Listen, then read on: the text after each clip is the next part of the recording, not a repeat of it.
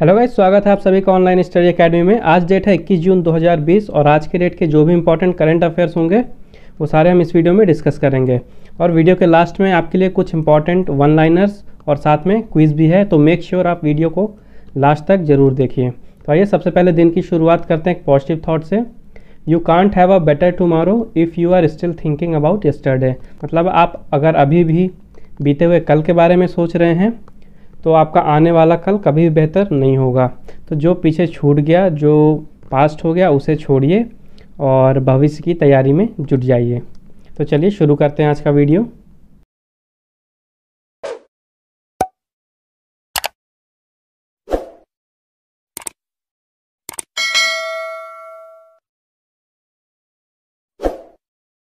तो चलिए सबसे पहले कल के डेट के कुछ रिवीजन कर लेते हैं। वोल्कर बोजकिर 75वें संयुक्त राष्ट्र महासभा के अध्यक्ष के रूप में चुने जाने वाले पहले तुर्की व्यक्ति बने हैं। 184 वोटों के साथ भारत को यूएनएससी के गैर स्थायी सदस्य के रूप में चुना गया है। किर्गिस्तान के नए प्रधानमंत्री के रूप में कुबाटबेक बोरोनोव को नियुक्त किया गया है। 19 जून को मनाया गया विश्व सिकल सेल जागरूकता दिवस 2020।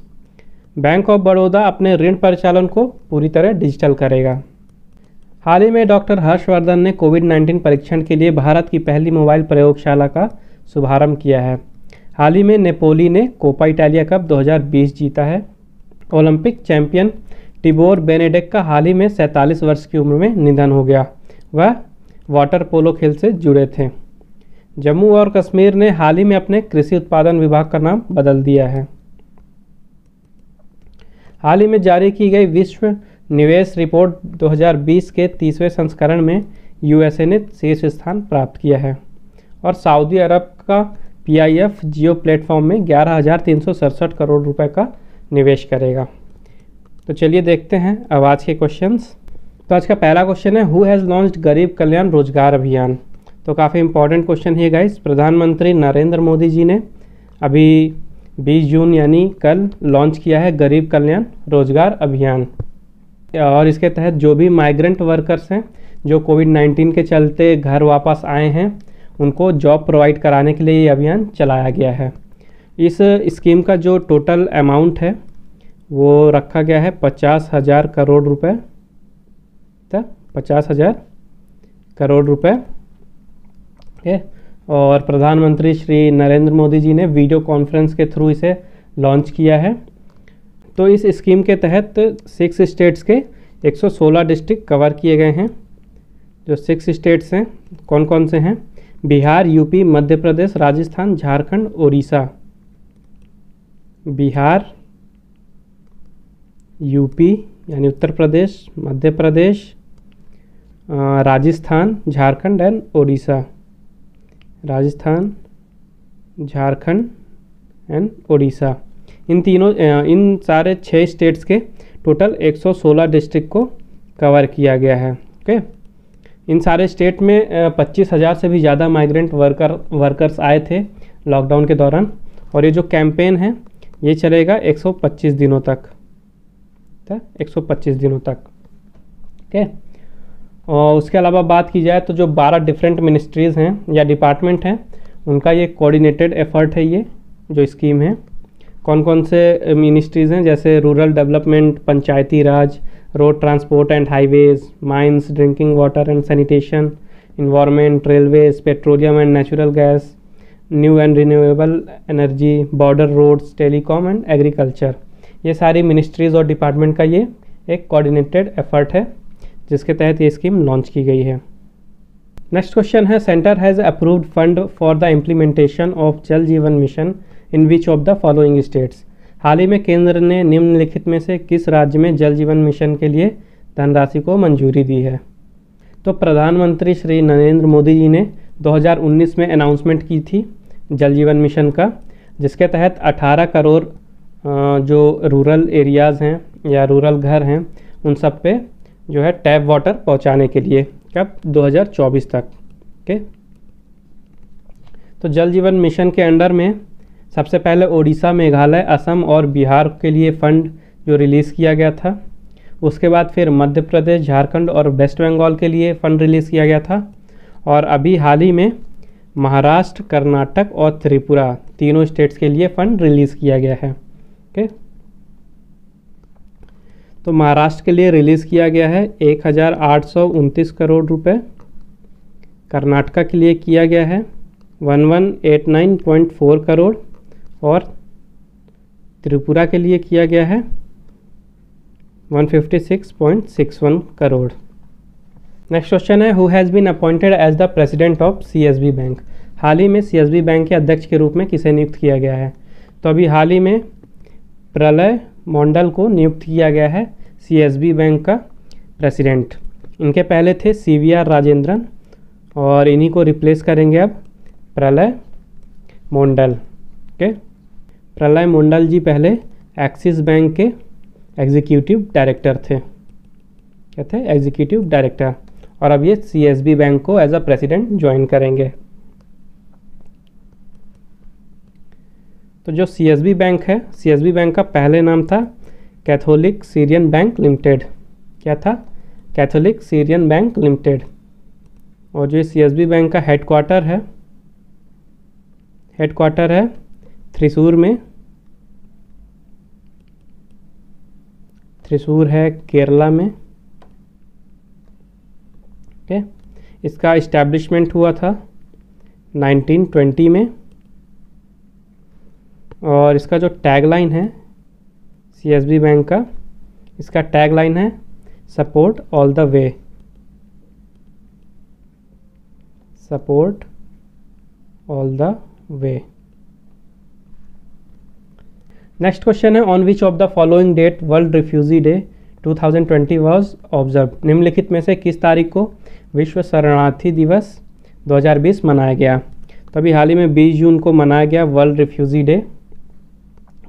तो विश्व भर में युद्ध, उत्पीड़न और संघर्ष के कारण अपने घरों को छोड़ने के लिए जो भी मजबूर किए जाते हैं, उन सब शरणार्थियों की स्थिति के बारे में जागरूकता फैलाने के लिए, अवेयरनेस फैलाने के लिए वर्ल्ड रिफ्यूजी डे सेलिब्रेट किया जाता है।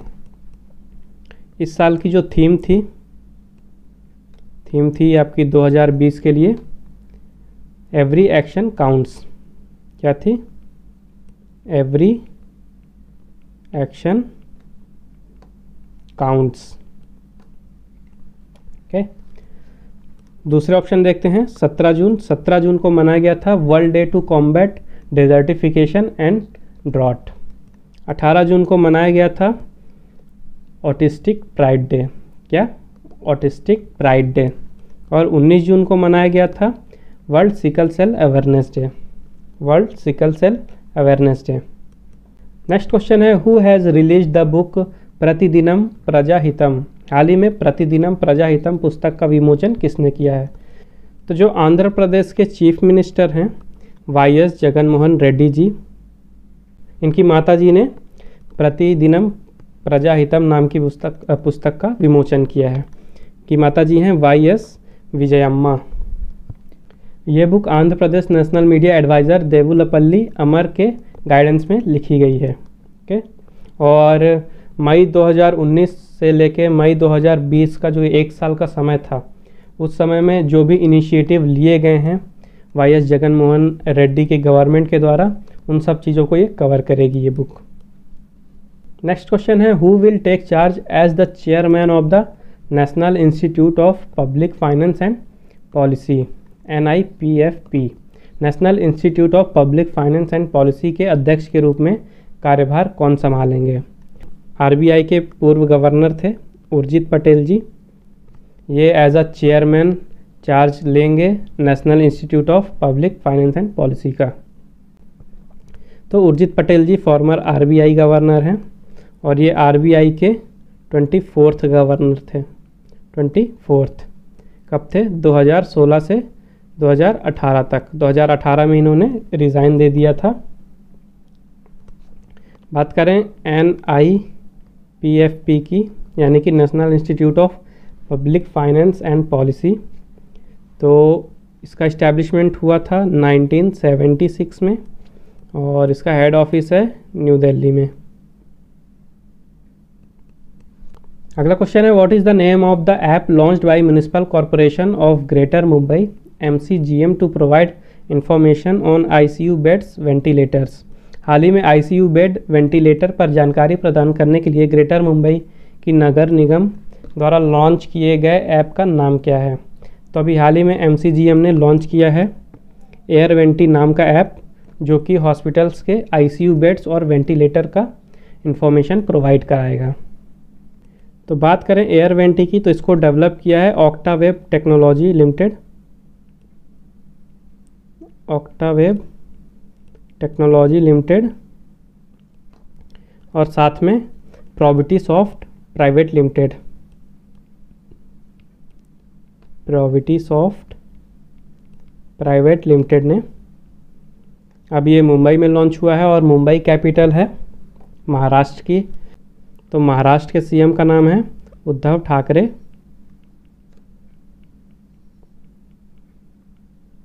और जो गवर्नर हैं महाराष्ट्र के वो हैं भगत सिंह कोश्यारी।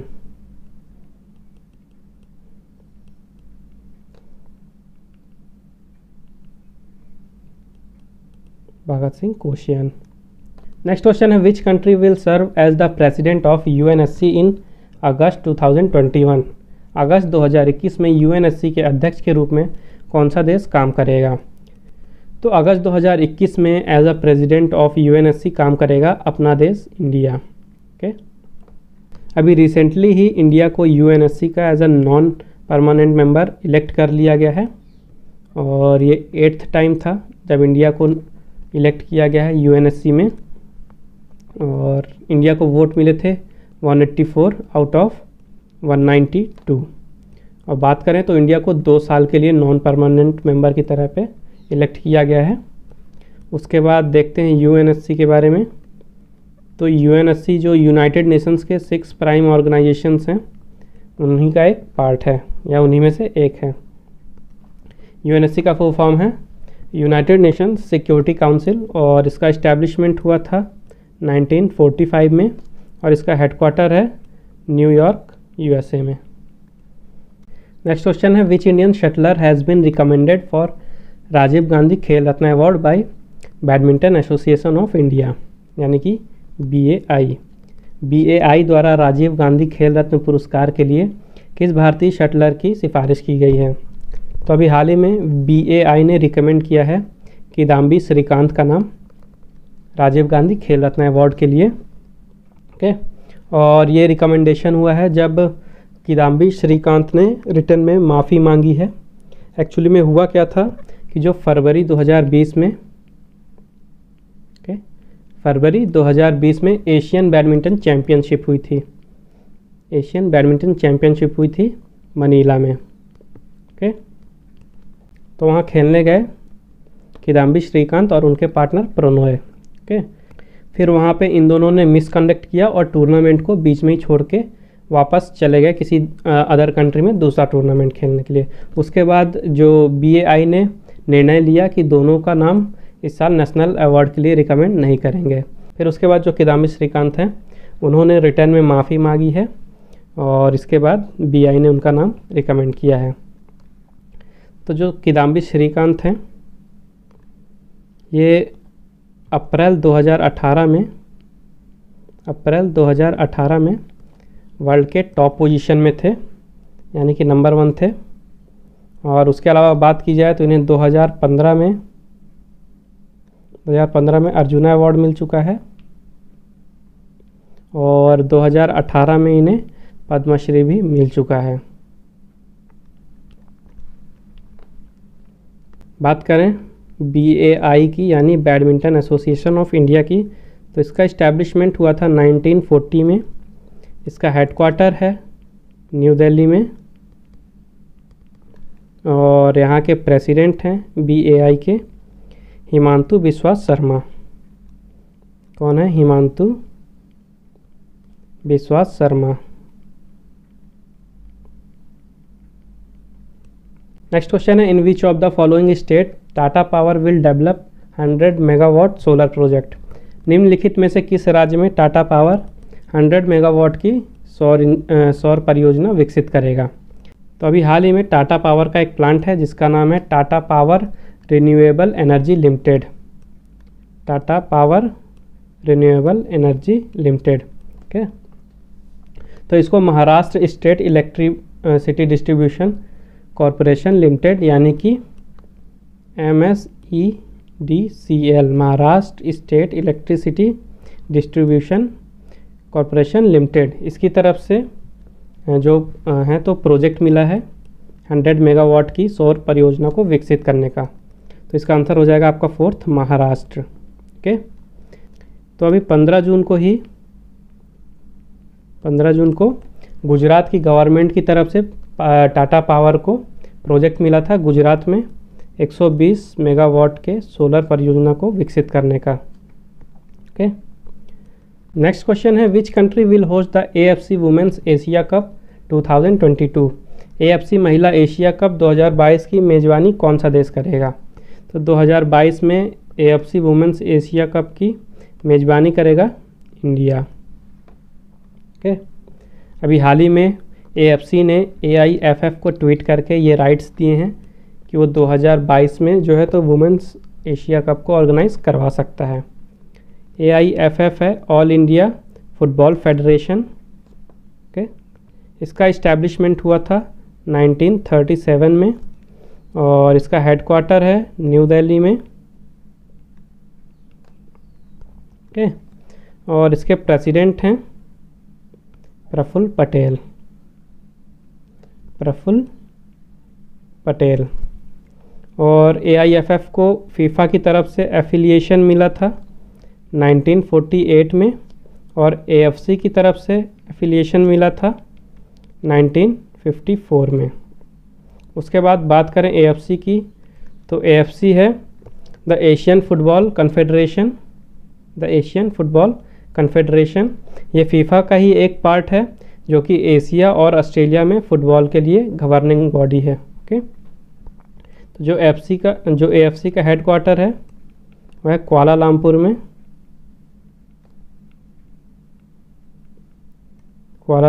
मलेशिया। और यहाँ के जो प्रेसिडेंट हैं वह हैं सलमान बिन इब्राहिम अल खलीफा। कौन है? सलमान बिन इब्राहिम अल खलीफा। ओके, और AFC का इस्टेब्लिशमेंट हुआ था 1994 में। तो गाइज़ आइए अब देख लेते हैं आज के कुछ इम्पॉर्टेंट वन लाइनर्स। सबसे पहले है ministry of new and renewable energy has set up project development cell to attract investment in solar sector. तो जो मिनिस्ट्री है न्यू एंड रिन्यूएबल एनर्जी की, उन्होंने सेटअप किया है एक नया प्रोजेक्ट जिसका नाम है प्रोजेक्ट डेवलपमेंट सेल, जो कि सोलर सेक्टर में इन्वेस्टमेंट को अट्रैक्ट करेगा। ओके, नेक्स्ट है JSW cement has roped in Saurav Ganguly and Sunil Chhetri as its brand ambassador. जो JSW सीमेंट है उन्होंने अभी हाल ही में भारतीय पूर्व क्रिकेटर सौरभ गांगुली को और भारतीय फुटबॉल टीम के कैप्टन सुनील छेत्री को अपना ब्रांड एम्बेसडर बना लिया है।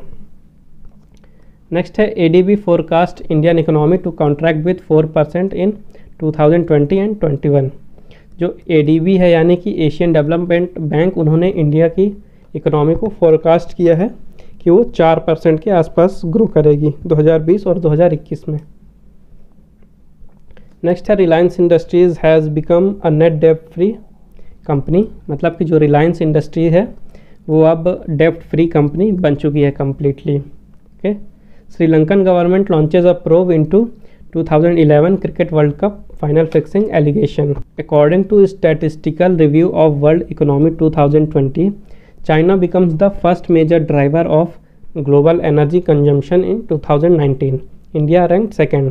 तो अभी हाल ही में statistical review of world economy 2020 के अनुसार चाइना पहला देश बन गया जो ग्लोबल एनर्जी कंजम्पशन 2019 का सबसे बड़ा जो खपत करने वाला पहला देश बन गया है और इंडिया की रैंक इसमें सेकंड है।